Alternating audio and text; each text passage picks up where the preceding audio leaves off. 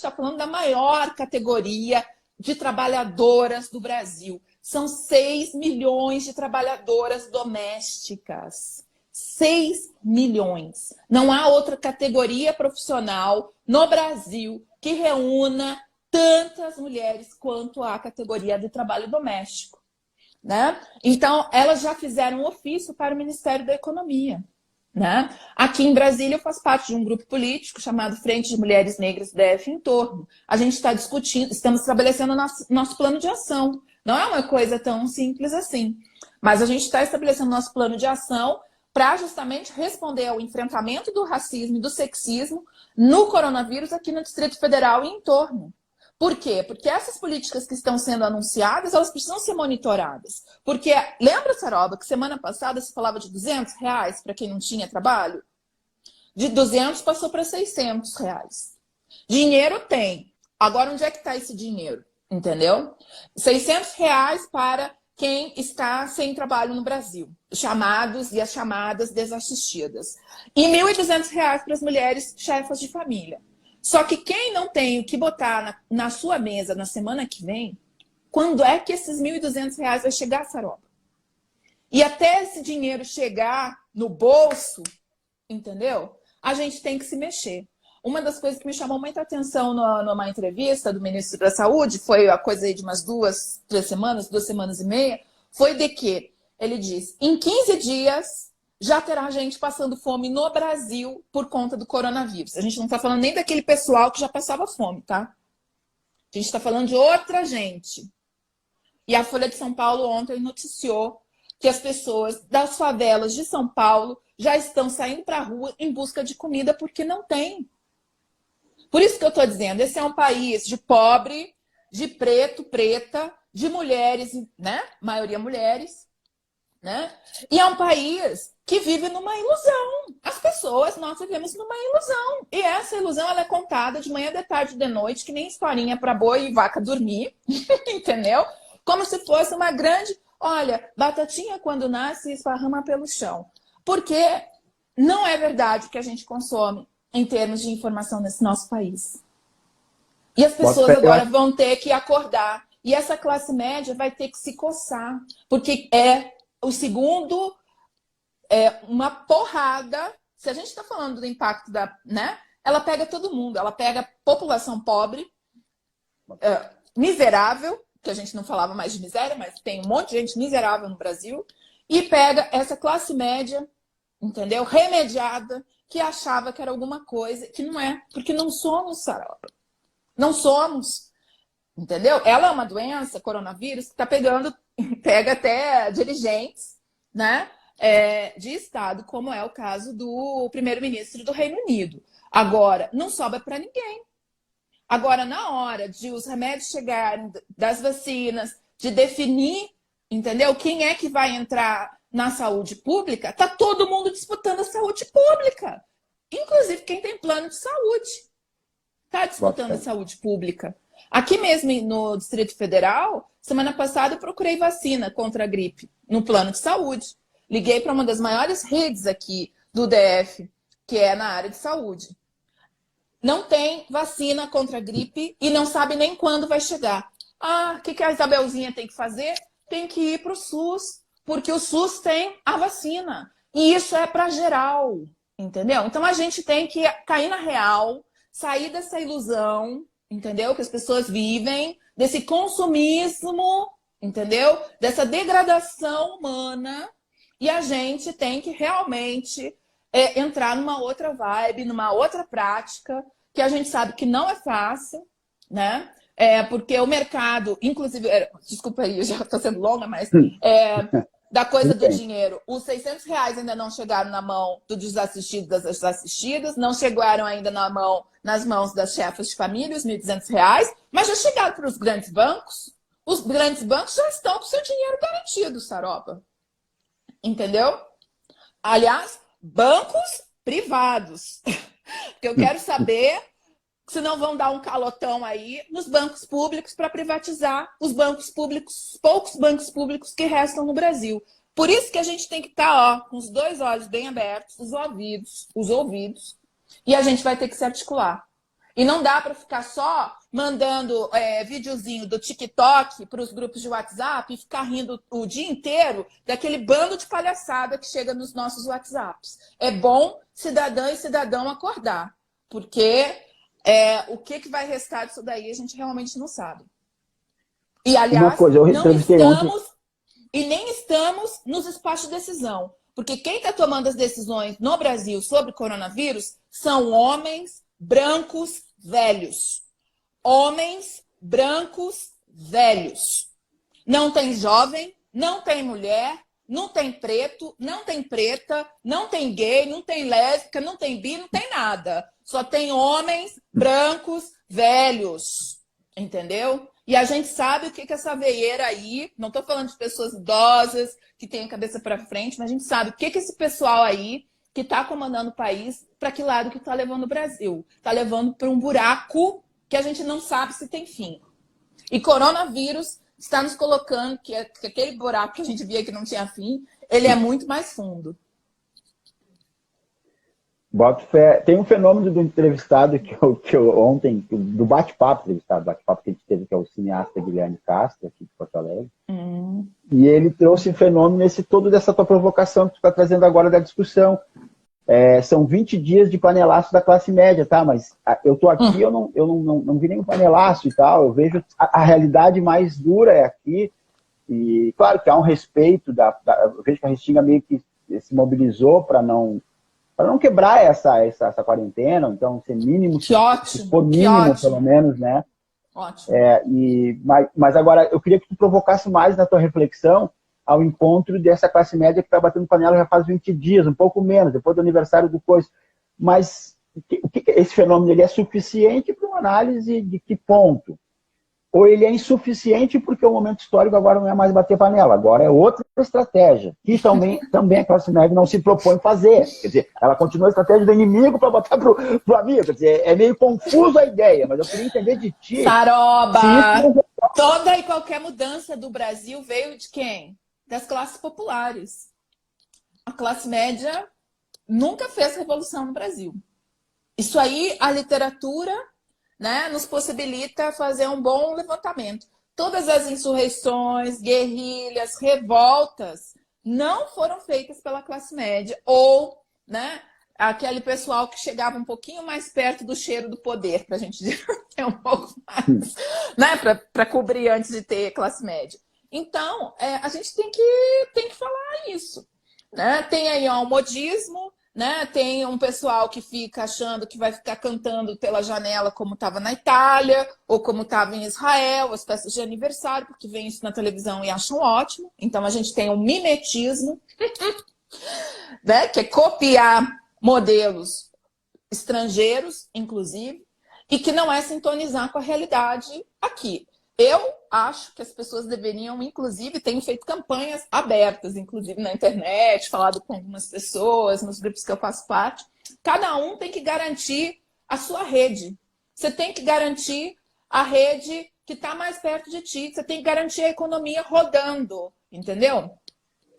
A economia da padaria, a economia do restaurante que tu ia, o churrasquinho da esquina não está sendo vendido, mas a gente tem que ver um jeito de conseguir levar o dinheiro para o homem do churrasquinho, entendeu? Para a mulher lá que vende a pipoca na esquina. Então, é disso aí que a gente está falando, né? Porque é uma quebradeira que está aí sem fim e é rápida. Tem até um meme aí nas redes que é do Che Guevara com charutão, né? Dizendo assim, tipo,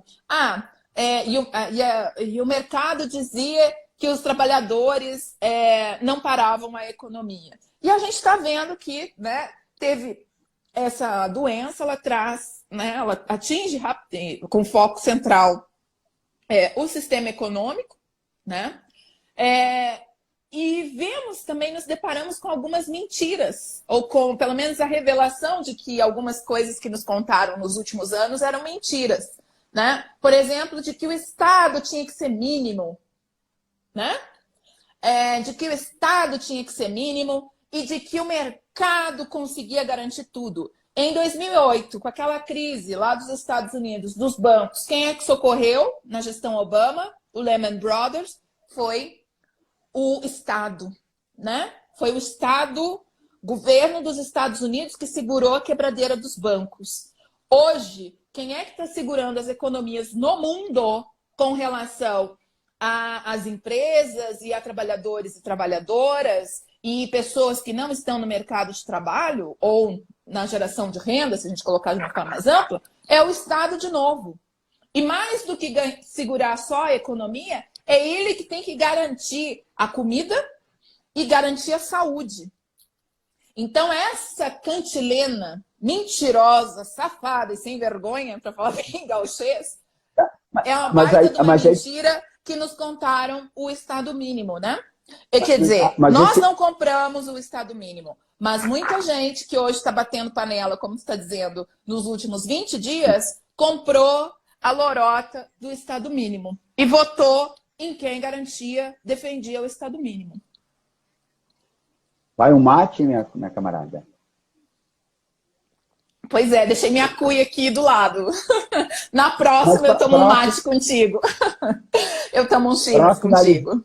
Para nós finalizar aqui o papo, acho que tu chegou num ponto para finalizar aqui. Eu vou amanhã falar com a Jéssica, que é uma menina que faz performance em Pelotas. Depois com a Sônia Haas, que é uma familiar de um desaparecido político. Dia 31 já vai fazer uma fala com a Sônia Haas, tá lá na Bahia. O Marcelo Verani Antropolo fala muito da Congada Mineira, vai estar falando na quarta-feira. O Lamartine, que é uma referência do hip-hop, está lá no Amazonas, a gente vai falar na quinta-feira.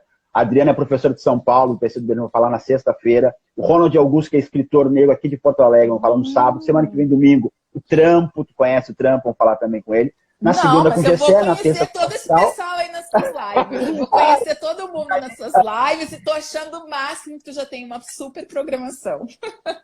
Dia 8 é a Karen, que é vereadora aqui do PSOL, aqui de Porto Alegre. A Renata, que é da Bienal do Mercosul, uma mulher negra muito importante, curadora da Bienal do Mercosul. A Cláudia, que é uma empreendedora negra aqui da Restinga, está um sucesso aqui em Porto Alegre, a Cláudia. A Camila, que é a cineasta, Camila Gaúcha, na Bahia, vai falar na dia 11. E a Poli aí de Brasília, que é uma artista, uma musicista aí de Brasília. A Poli vai falar no dia 12 de abril. Isabel, vamos para nós finalizar. Viu, caímos. Isso aí nós estamos trocando, inclusive, nisso. Isabel, para nós finalizar, acho que tu fechou nosso papo reto aqui com uma reflexão que eu acho que ela é definidora nesse momento histórico, para mim. Assim. Não definidora, mas ela é a disputa da narrativa. E ela vai ser, mal da frente, ela vai ter essa disputa e não vai dar para voltar atrás. Não vou dizer, eu não sabia. Não, tu sabia, tu defendeu. E agora o que nós vamos fazer? Que é essa disputa da narrativa do que representa para uma sociedade justa o Estado. Tu fez a narrativa final excelente e a narrativa estava muito solta, o Estado mínimo, vamos vender empresas públicas, o SUS tem que não é necessário. Bom, o SUS, né? O discurso do SUS até pouco tempo é que ele não tinha nenhuma serventia, né, Isabel? Isso era falado, inclusive, por pessoas mais populares. Eu fico muito tempo na fila, não sei o quê. Tá. Mas, Isabel, então nós temos um momento político importante. Esse vírus nos trouxe, vai nos trazer uma narrativa que não era fácil dela ser implementada nas discussões mais cotidianas. E hoje ela está colocada. Hoje não existe não colocar essa discussão e fazer, de fato, um debate bem local, aqui na periferia mesmo. No botequim, vou fazer esse debate assim, vai um pouquinho. Se o Estado segurou a crise, se o SUS é a grande questão para nós mantermos nossa saúde, como é que tem um argumento que diz que tudo isso tem que ser privatizado ou ser jogado ao lado ou escanteado? Como é que é isso? Como é que eu respondo essas duas coisas agora, nesse momento? Eu acho que, assim, em síntese, o coronavírus, com tudo isso que a gente já falou, ele traz que as discussões políticas não podem ser rasas. Para mim, isso é o primeiro ponto, né? E traz, inclusive, esse desnível, né, Saroba? A gente tem um desnível de politização no Brasil enorme, tá? Então, nós que estamos nos movimentos sociais, vinculados a diferentes lutas, né? Lutas de cidadania, lutas por inclusão, lutas por direitos, nós sabemos, nós temos esse domínio, né? Desses conteúdos, etc. e tal. E que não quer dizer necessariamente dinheiro, entendeu? Porque muita gente acha que é só dinheiro que define. Não. Eu, aliás, sempre quando eu dava aula, eu sempre falava, gente, dinheiro é invenção. Dinheiro é invenção. Alguém inventou que aquilo ali tem um valor e que é aquele material precioso, né? Ouro, diamante, não sei o que, não sei o que lá, e que dão um valor para aquilo. E que aquele papel, que é uma cédula, ou aquele metal, que é a moeda, tem um determinado valor. E isso é uma convenção. Então, assim, a gente pode inventar outras coisas. Tanto é que a economia solidária vai inventar outros modelos. Entendeu? Então, nós sempre disputamos isso, Saroba. O que a gente nunca conseguiu ganhar foi capilaridade, foi escala. E por que a gente não conseguiu? Por conta dessa defasagem de politização no nosso país. Né? E de pessoas que acham que conquistaram alguma coisa, ou que ganham não sei quanto, ou trabalham não sei aonde, ou que moram no bairro não sei das quantas, que acham que são alguma coisa. Entendeu? E o vírus diz, minha querida, meu querido, todo mundo tá no mesmo barco, é ser humano, entendeu? Tá pegando para geral. Então, agora, sair dessa inclusive, fazer com que essa sociedade se interesse pelos temas de interesse do país, os temas públicos, e nós que somos de movimentos sociais não nos deixarmos mais sermos, né, invisibilizadas e invisibilizados por partidos políticos que têm seus próprios interesses, entendeu? De A a Z, tem, né? E que nós sabemos, inclusive, o quanto que isso está colocado no ano de 2020, né? E aí nós temos uma companheira, Vilma Reis, né? Socióloga da Bahia, de Salvador, botando para quebrar e expondo, inclusive, né? Por que ela está com dificuldade, né? Dentro de um partido, que é um partido que reúne setores progressistas, né? E que goela abaixo quer colocar outras pessoas. E quando nós marchamos na marcha de 2015, como diz a Vilma Reis, nós dissemos que não queríamos mais isso. Então, nós temos mulheres negras preparadas para ocupar esse espaço, mulheres negras que estão na frente, como Vilma Reis, e mulheres negras que estão sendo alvo de violência política. Porque o que está acontecendo com Vilma Reis em Salvador é violência política de dentro do partido que ela faz parte. E ela está fazendo um debate radicalíssimo em Salvador do que é Salvador, com os altos índices de violência contra a juventude negra, dos assassinatos, da quantidade de gente negra morando nas ruas, da cultura de Salvador, absolutamente nas mãos, a cidade mais negra do Brasil, nas mãos de pessoas brancas. E de pessoas brancas que ainda hoje reificam o mito da democracia racial. Igual a Gilberto Freire, igualzinho lá atrás. Não, mas eu tô aqui, mas eu tô fazendo para negro. Sai então do lugar. Saia do lugar. Como diz lá a Vilma Reis, é bicão na diagonal, entendeu? Saia do lugar e dê o espaço para a mulher negra. Porque a gente vai tomar esses espaços, Saroba. Esse país só vai mudar se realmente esse poder racista, esse poder machista for quebrado. E isso também traz muitas questões que nós, que estamos nos movimentos sociais, nos movimentos populares, também precisamos trazer para a gente, porque a gente está vendo uma série de questões sendo reproduzidas nos nossos espaços. E nós não podemos aceitar isso. E coronavírus está nos trazendo isso. Então, na conversa do botequim, do bar, na fila do pão, na farmácia, na hora lá da fila para tomar a tal da vacina do H1N1, a gente tem que dizer isso. Entendeu?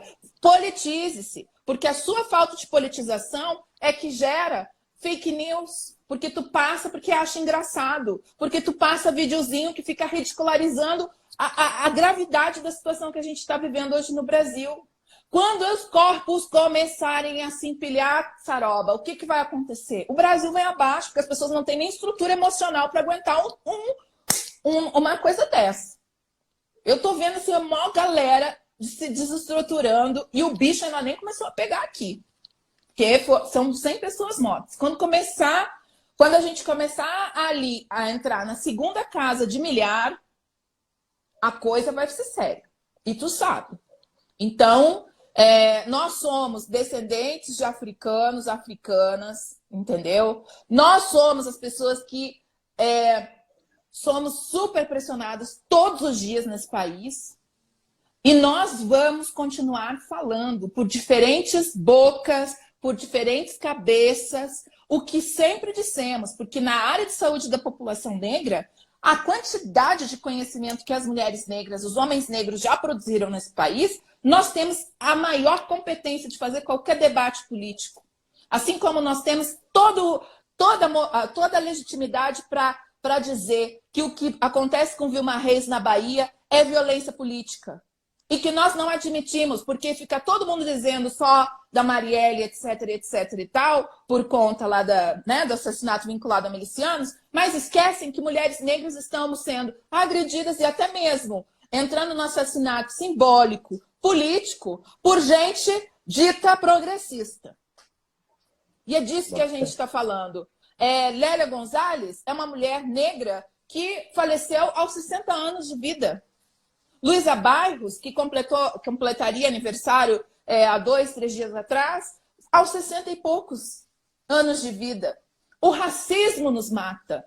E ele não só nos mata ou no nascimento, mas na vida política. Porque as pessoas negras que chegam nos espaços de poder têm que enfrentar o racismo e o sexismo o tempo todo. E lembrando que raça e gênero não é uma coisa que se articula só com mulher negra, não. Raça e gênero também se articula com homens negros. Porque o que está posto para os homens negros nesse país, a mira do revólver, a cova aberta, entendeu? É o fenômeno do racismo, né? E das desigualdades de gênero direcionadas aos corpos dos homens negros. E é disso que a gente está falando. Inclusive, saídas importantes numa sociedade que ameaça os terreiros, numa sociedade que criminaliza os terreiros. Olha as folhas, os chás, os banhos de ervas, que são absolutamente importantes nesse momento, né? Para apaziguar os corações, para trazer a harmonia dentro dos lares. Veja aí já o crescimento da violência doméstica. Mulheres, meninas dentro de casa, né? Por conta do coronavírus. A gente sabe que viver no Brasil, dentro de casa, é o lugar mais inseguro para uma mulher e uma menina. E para um menino também, porque os meninos são abusados sexualmente. E isso está dito onde? Em vários estudos, no CONANDA, nos dados do Disque 100, do Ligue 180. Então a gente está falando de um país de conto de fadas, que quem acreditou nisso daí foi meia dúzia de gato pingado que não consegue pensar sobre a própria realidade e que acha que a vida tudo é um conteúdo que recebeu no WhatsApp. Então, nós temos que produzir os nossos conteúdos críticos, chegar e viralizar na internet, no WhatsApp, no TikTok, sei lá eu, onde mais, TikTok, no Instagram, no Facebook, entendeu? No YouTube, porque as nossas caras negras, os nossos dizeres precisam estar lá questionando e contando outras versões, porque nós somos as pessoas que sempre fizemos isso. Isabel, a gente, chegando aqui ao final da nossa conversa, agradecer bastante. Queria que tu pudesse fazer essa ponte com a candidata, a nossa candidata da Bahia. Vilma Reis? Gostaria muito de ter ela para conversar sobre essas coisas, que acho que ela complementaria um pouco, muito da tua fala nessa última parte, até porque vive numa cidade importante do Brasil, é candidata a um cargo importante também dentro da cidade, né? Se colocando num lugar que, de certa forma, como tu fala também, olhando assim mais para a minha realidade local, as mulheres acabam, é difícil, né? Eu estou numa entidade agora, eu conheci elas, a entidade ela é coordenada por um gestor, e elas apresentaram num evento há pouco, e elas eram um grupo que é interessante da entidade, né? Mas elas estavam lá, fazendo parte da cerimônia e tal, mas né, elas não estavam na frente do processo, então se sabe que é muito difícil assumir esse lugar, né? Por todas as coisas que tu falou. Quer dizer, não é fácil ser uma dona de casa, ser uma trabalhadora, ser uma mãe, né? Ser uma colaboradora de uma entidade social, né? Tudo isso dentre todas as violências que tu já falou, históricas e cotidianas, que a mulher vive. Eu gostaria muito de ouvir a Vilma Reis, né? Vilma Reis. Bota fé. Eu te passo o contato dela pelo WhatsApp e também vou mandar uma mensagem para ela por WhatsApp para ela te atender. Mas ela com certeza vai falar contigo. Vilma Reis é uma mulher maravilhosa, né? E a fala dela é uma fala para o Brasil. Ela não é uma fala só para Salvador, é uma fala para o Brasil. Nós, mulheres negras, não podemos mais sermos tratadas desse jeito. Nós, mulheres negras, estamos preparadas para ocupar os espaços de decisão política e nós, mulheres negras, estamos aí também fazendo uso das novas tecnologias, das redes sociais, para que as nossas vozes cheguem. É muito importante que a voz da Vilma Reis chegue para a população da Restinga, para a população do Rio Grande do Sul, por meio dos teus contatos, e para o Brasil, porque tu está na rede, qualquer lugar do mundo pode te assistir. Esse é um conteúdo muito importante. Legal, Isabel. Obrigado, então, pela nossa troca aqui, a nossa conversa. Eu estava com saudade mesmo de conversar e te ouvir, né? Eu me lembrei muito nesses dias sobre o nosso encontro do Comunicativa. Tudo que a gente passou naquele momento foi uma das primeiras atividades que eu fiz como educador, e com o tema da saúde, que depois eu fui fazer várias interações com a saúde, que é um tema também que eu transito, mas não transito tanto. E a partir daquele nosso trabalho... E para nós encerrar, só para te falar que eu reencontrei todo aquele povo agora, né? Eu tive agora nos últimos 10 anos muito próximo do Gilberto, que é irmão da Elaine. Quer dizer, eu trabalhei eu tive com a Elaine a família inteira, das mulheres, e nos últimos 10 anos eu estou muito próximo do Gilberto, que é o irmão, que eu nem sabia a época que elas tinham irmãos. E hoje eu reencontrei a Elaine de novo e a irmã. Ai, que legal! Na Frente Negra Gaúcha, a gente fundou, sou um dos mais novos, mas estou num processo também de um tempo esse ano. Agora nós temos uma associação, a Frente Negra Gaúcha. Né? Olha! Adoro! E aí nós temos parte, a gente teve agora a direção eleita semana retrasada antes desse momento. Te agradecer, então. Beijo. Tá bom, super beijo. Vou te passar já o contato da Vilma Reis para eu não esquecer e também vou mandar o zap para ela. Tá legal. Super obrigada aí. Maravilha. Tchau. Tchau.